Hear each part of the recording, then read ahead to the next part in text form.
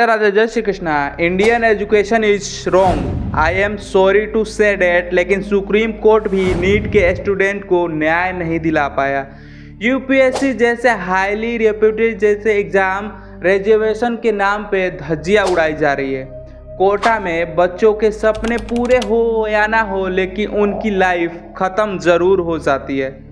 दुनिया में अगर ऐसा कोई बिजनेस है जहां प्रोडक्ट फ्लॉप होने पर कस्टमर को ब्लेम किया जाता है, वह है एजुकेशन। और इंडियन एजुकेशन सिस्टम से दो चीज़ें मिसिंग है, एजुकेशन और सिस्टम। कभी सोचा है कि दुनिया में सबसे ज़्यादा इंजीनियर्स बनाने के बाद भी हम आज़ादी के बाद भी साइंस में एक भी नोबेल प्राइज़ नहीं जीत पाए हैं। वर्स्ट पार्ट यह है कि हमारे मिनिस्टर खुद यह जानते हैं कि इसलिए उन्हें खुद के बच्चे फॉरेन में जाकर पढ़ते हैं, लेकिन खुद के हाथ में पावर होने के बावजूद भी वो एजुकेशन में बदलाव नहीं लाते। क्यों हमारे एग्ज़ाम में वर्ड लर्निंग पे ज़्यादा फोकस होता है? क्यों हमारे बच्चों को बचपन से ही रोबोट्स बनाने के लिए ट्रेन किया जाता है? क्यों हमारा एजुकेशन सिस्टम क्रिएटिविटी को डिस्टॉर्ट करता है? पूरी लाइफ हमारा स्कूल, हमारा कॉलेज हमसे सवाल पूछता है। चलिए आज उल्टा हम सवाल करते हैं। हमारे एजुकेशन सिस्टम के लिए 5 ऐसे सवाल हैं। अगर आप भी इन सवालों से सहमत हैं तो इस वीडियो को अपने स्कूल फ्रेंड्स के साथ शेयर जरूर कीजिएगा और अपने पेरेंट्स के साथ शेयर करना ना भूलें। हो सकता है वो इस प्रॉब्लम को समझ पाएं। पहला सवाल, इंग्लिश का कंपल्सन क्यों? हमारे देश में 22 ऑफिशियल लैंग्वेज हैं और अनगिनत अनऑफिशियल लैंग्वेज भी, लेकिन आप में से कितने लोगों ने अपने मातृभाषा में एजुकेशन लिया? Okay, let me refresh that question. आप में से कितने लोगों को अपनी मातृभाषा में एजुकेशन लेने का ऑप्शन है? मेरी आपत्ति इंग्लिश एज ए लैंग्वेज से नहीं, मेरी आपत्ति English as a language of instruction से है। Okay, let me tell you my story. मैंने सीबीएसई बोर्ड में एजुकेशन लिया, बट मेरी मातृभाषा भोजपुरी और हिंदी है, लेकिन भोजपुरी का कोई ऑप्शन अवेलेबल ही नहीं है कि कोई उसमें एजुकेशन हो। और आज देश के 25% यूथ का यही हाल है। आज कितना सारा लिटरेचर लोग सिर्फ लोकल लैंग्वेज में ही अवेलेबल है। अगर मैं इंग्लिश मीडियम में पढ़ता हूँ तो इतना सारा लिटरेचर मैं पढ़ ही नहीं पा रहा हूँ, लेकिन वर्नाकुलर मीडियम में जाने का एक बड़ा ड्रॉबैक भी होता है। 10th स्टैंडर्ड के बाद हमें एक बहुत बड़ा कल्चरल शॉक लग सकता है, क्योंकि स्कूल एजुकेशन कैसा भी क्यों ना हो, कॉलेज में जाकर एजुकेशन तो इंग्लिश में ही होने वाले है। आई अंडरस्टैंड इंग्लिश एक वर्ल्ड लैंग्वेज है, लेकिन मदर टंग मेरी नेचुरल लैंग्वेज है। जापान में साइंस जापानीज में ही पढ़ाते हैं, चाइना में मैंड्रीन में ही पढ़ाते हैं, रशियन में ही पढ़ाते हैं, लेकिन उनके साइंटिस्ट तो पीछे नहीं रहते ना। तो क्या हम बच्चों पर इंग्लिश का कंपल्सन डाल के उन पर अननेसेसरी बर्डन डाल रहे हैं? दूसरा सवाल, चीटिंग इतनी कॉमन क्यों? इसमें एक बहुत सारी वीडियो होती है, जैसे कि ये वीडियो देखिए जहाँ LLB एग्ज़ाम में ही अपने टीचर के सामने ही चीटिंग कर रहे हैं, गाइड लेके एग्ज़ाम कर रहे हैं। क्या ये बच्चे कल के लॉयर बनेंगे? ये बच्चे लोगों को जस्टिस दिलाएंगे? किस तरह के वकील बनेंगे ये लोग? अच्छे वकील जो न्याय दिलाते हैं, या फिर ऐसे वकील जो दरिंदों को जेल से छुड़ाते हैं? लोग चीटिंग करने के लिए क्रिएटिव तरीके अपनाते हैं। एक भाई ने तो अपने बहन को चीटिंग करने में हेल्प करने के लिए फेक पुलिस का यूनिफॉर्म रेंट किया और अपनी बहन को आंसर शीट पास कर दी। आपको तो पता ही होगा कि इम्पोर्टेंट एग्ज़ाम के समय पुलिस होती है एग्ज़ाम के समय, ताकि वो चीटिंग रोक पाए, लेकिन इस इंसिडेंट में पुलिस का यूनिफॉर्म पहन कर ही उस भाई ने अपने बहन को चीटिंग करने में हेल्प की। हरियाणा जैसे राज्य में कुछ अलग ही लेवल पर चल रहे हैं, जहां पेरेंट्स खुद अपने पेरेंट्स को कुछ दीवारों पर चढ़कर हेल्प करते हैं। एग्ज़ाम सीजन में हर साल कोई ना कोई पेपर लीक होता ही है, कोई ना कोई चीटिंग होती ही है, और यह एक सिस्टमिक प्रॉब्लम है। एक तो स्टूडेंट चीटर नहीं है, पूरी सिस्टम ही चीटरों से भरी हुई है। और इस चीटिंग को रोकने के लिए हम क्या कर सकते हैं? हमें चाइना के गांव काओ सिस्टम से सीखना होगा। गांव काओ सिस्टम दुनिया का सबसे टफेस्ट एग्ज़ाम माना जाता है। जेई और यूपीएससी एग्ज़ाम से भी टफ यह एग्ज़ाम होती है, जिसके पेपर को ऐसे आर्म्ड पुलिस प्रोटेक्ट करते हैं।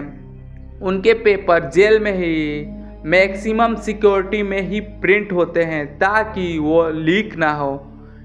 इन टेस्ट पेपर को सोने की तरह आर्मर्ड बैंड्स में ट्रांसपोर्ट किया जाता है, क्योंकि चाइना जानता है कि एक एग्ज़ाम में चीटिंग करके अगर लोग आगे बढ़े तो नुकसान पूरे देश का है। तो क्या भारत यह बात नहीं समझता? तीसरा सवाल, रट्टा मार लर्निंग क्यों? रिसर्च कहता है कि स्टूडेंट्स 4 अलग अलग टाइप्स के लर्नर हो सकते हैं: विजुअल, ऑडिटरी, रीडिंग राइटिंग और किनेस्थेटिक्स। इस मॉडल को वर्क मॉडल कहते हैं। विजुअल लर्नर्स वो होते हैं जो ग्राफ्स देखकर डेटा को कैप्चर कर लेते हैं। ऑडिटरी लर्नर वो होते हैं जो बातें केवल सुनकर इंफॉर्मेशन को बेटर प्रोसेस कर सकते हैं। रीडिंग और राइटिंग और लर्नर्स चीज़ों को बार बार पढ़कर या लिखकर याद कर लेते हैं। और किनेस्थेटिक लर्नर खुद एक्सपीरियंस करके या फिर कोई पजल सॉल्व करके, फिजिकल एक्टिविटी करके उसे सीख लेते हैं। फिनलैंड के एजुकेशन सिस्टम को दुनिया का बेस्ट एजुकेशन सिस्टम माना जाता है। यहाँ टीचर को पूरा फ्रीडम होता है कि यह डिसाइड करने के लिए कि कौन से स्टूडेंट्स के लिए कौन सा सिस्टम सही है। टीचर्स स्टूडेंट्स को पर्सनल अटेंशन दे पाता है और इसीलिए स्टूडेंट्स की ग्रोथ भी होता है। यह एक रीज़न हो सकता है कि फिनलैंड दुनिया की हैप्पीएस्ट कंट्री भी मानी जाती है। लेकिन भारत में फर्स्ट स्टैंडर्ड से लेकर कॉलेज तक सिर्फ एक ही टाइप की लर्निंग होती है: पढ़ो, लिखो और रट्टा मारो। दुनिया के स्मार्टेस्ट माइंड आइंस्टाइन ने कहा था, everybody is a genius but if a judged a fish by ability to climb a tree it will live its whole life living its stupid. आज भारत में यही हो रहा है। एक बैक बेंचर पूरी लाइफ खुद को फेली मानकर ही चलता है, इसलिए नहीं क्योंकि वो स्मार्ट नहीं है, क्योंकि वो अलग है। वो हमारे एजुकेशन सिस्टम से 15 साल हमें सेम टू सेम कैसे बनना है यह सिखाती है। और जॉब के समय इंटरव्यू का पहला क्वेश्चन ही यही होता है कि आप में स्पेशल क्या है। How are you special? अरे जो भी स्पेशल था तो एजुकेशन सिस्टम ने ही उसे फिनिश कर दिया। सब स्टूडेंट्स का सेम बनने का प्रेशर क्यों? संदीप माहेश्वरी सर कहते हैं कि हमारी एजुकेशन सिस्टम हमें सिखाती है what to think, not how to think, और बस यही प्रॉब्लम है। चौथा सवाल, इंडियंस देश छोड़कर क्यों जाते हैं? लोग अगर अब्रॉड जाकर पढ़ना चाहते हैं तो इसमें प्रॉब्लम क्या है? ये उनका पर्सनल डिसीजन है, राइट? ऑफ कोर्स हर एक को खुद को सही क्या है यह खुद सोचना चाहिए और अपने लाइफ को, रिस्पॉन्सिबिलिटी को लेकर वही करना चाहिए जो उनके फ्यूचर के लिए सही है। इसमें कोई शक नहीं है। लेकिन इस बात में भी कोई शक नहीं है कि काबिल इंडियंस स्टूडेंट्स के लिए इंडिया में कोई ऑप्शन ना होना हमारे इंडियन एजुकेशन सिस्टम का फेलियर है। कुछ नंबर्स बताता हूँ। भारत से हर साल 7.5 लाख लोग हायर स्टडी के लिए बाहर जाते हैं और बाहर एजुकेशन लेना एक्सपेंसिव होता है, तो वो एटलीस्ट 50 लाख रुपए इन्वेस्ट करते हैं। सैड पार्ट ये है कि बाहर जाने वाले स्टूडेंट्स सिर्फ पढ़ने के इरादे से नहीं जाते, वो सेटल होने के इरादे से जाते हैं। जिसे भी वहाँ रुकने की अपॉर्चुनिटी मिलती है वो कभी भी वापस नहीं आना चाहता। यह एक वो इंडिविजुअल की एक जीत है, लेकिन हमारी यह देश की हार है। एक इंडियन स्टूडेंट का सबसे बड़ा सपना यही होता है कि वो इंडिया छोड़ के चला जाए और कुछ ना कुछ करके इंडियन स्टूडेंट्स से इंडियन वाला वो टैग हट के इंटरनेशनल स्टूडेंट्स का टैग लग जाए। किसी दूसरे देश का जाकर रहना और वहाँ जीरो से स्टार्ट करना आसान नहीं है मेरे दोस्त। घर पे माँ होती है खाना बनाने के लिए, बड़े भैया होते हैं बात करने के लिए, पापा होते हैं हमें प्रोटेक्ट करने के लिए। बाहर कौन है? फिर भी इंडियन स्टूडेंट्स ऑस्ट्रेलिया जाकर शॉपिंग कार्ट्स पुश करेंगे, अमेरिका जाकर मैकडोनल्ड्स में नौकरी करेंगे, कनाडा जाकर टैक्सी चलाएंगे। उन्हें ये सारी बातें इंडिया में पढ़ने से बेहतर लगती है। ये हमारे पूरे सिस्टम के लिए एक शर्म की बात है। सुंदर पिचाई, सत्यन अडेला जैसे लोग गूगल माइक्रोसॉफ्ट के सीईओ हैं।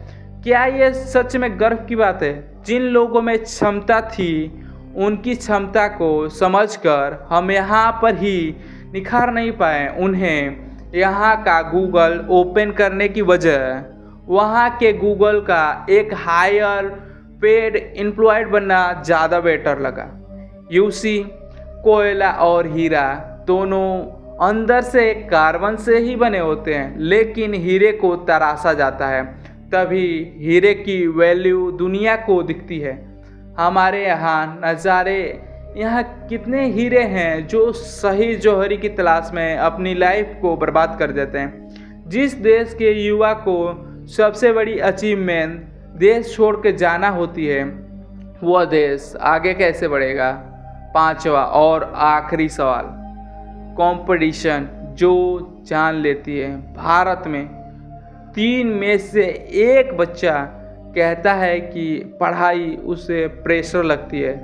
2020 का डेटा कहता है कि हर 42 मिनट में एक स्टूडेंट्स ने अपनी जान ली है।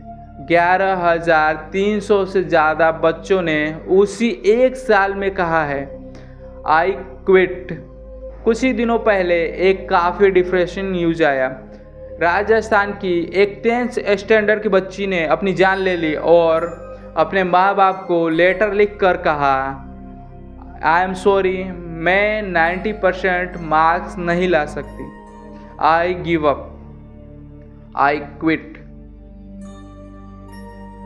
एग्ज़ाम का प्रेशर जान ले सकता है क्योंकि 99% मार्क्स लाने पर भी गारंटी नहीं है कि आपको आपका मनपसंद कॉलेज मिलेगा।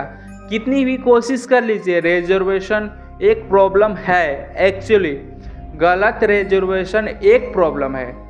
आपने कोटा फैक्ट्री जैसे सीरीज तो देखी होगी, तो आपको पता होगा कि राजस्थान का कोटा शहर एग्ज़ाम प्रिपरेशन के लिए फेमस है। यहाँ आत्महत्या के केसेस इतने कॉमन है कि राजस्थान पुलिस ने एक स्पेशल हेल्पलाइन भी बनाई है। हर दिन उन्हें 10 से ज़्यादा कॉल आते हैं और एक स्टेप ने उन्हें कई स्टूडेंट्स की जान भी बचाई है। ऐसे स्टूडेंट्स के पेरेंट्स के लिए मेरा एक सवाल है, क्या IIT में एडमिशन आपके बच्चे के जान से ज़्यादा इम्पोर्टेंस है? 2012 में पार्लियामेंट में एक डिबेट भी हुई थी कि हाई प्रेशर इंस्टीट्यूट में एक काउंसलर्स होने चाहिए जो स्टूडेंट्स के प्रॉब्लम्स को देखें ताकि स्टूडेंट्स पे ज़्यादा प्रेशर ना आ पाए। लेकिन आज 10 साल से ज़्यादा हो चुके हैं, डिबेट वैसी की वैसी ही पार्लियामेंट में चल रही है और एक्शन मिसिंग है। क्या देश के स्टूडेंट्स भी देश को चिंता नहीं? क्या आपको ऐसा लगता है? अगर जो लगता हो तो कमेंट करके ज़रूर बताइए और वीडियो अच्छा लगा हो तो वीडियो को लाइक कीजिए, चैनल को सब्सक्राइब कीजिए। तब तक के लिए राधे।